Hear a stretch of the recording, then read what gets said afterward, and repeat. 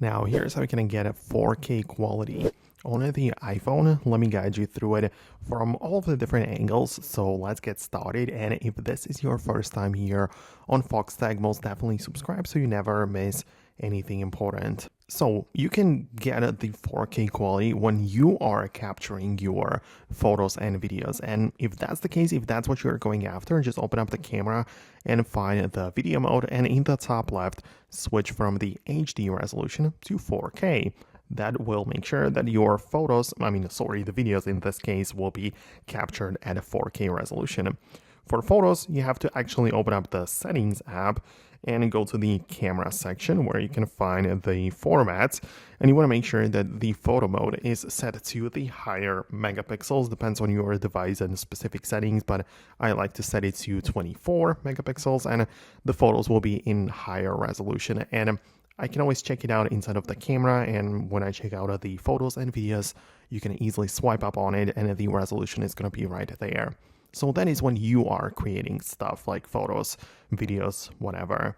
But if you want to consume like content in 4K, it also depends on the platform which you are going through. Like if you go to YouTube, for example, you can check out the videos, tap the gear icon for more settings and change the resolution to 4K, right? So you have that option for the YouTube. Then you also have the Netflix or other streaming services, and there it might also depend on the subscription which you're paying. But yeah, it really just depends on the individual platforms, but usually you should be able to switch the resolution like that. One more thing though, we should also know the resolution of our actual hardware of the display of our iPhone.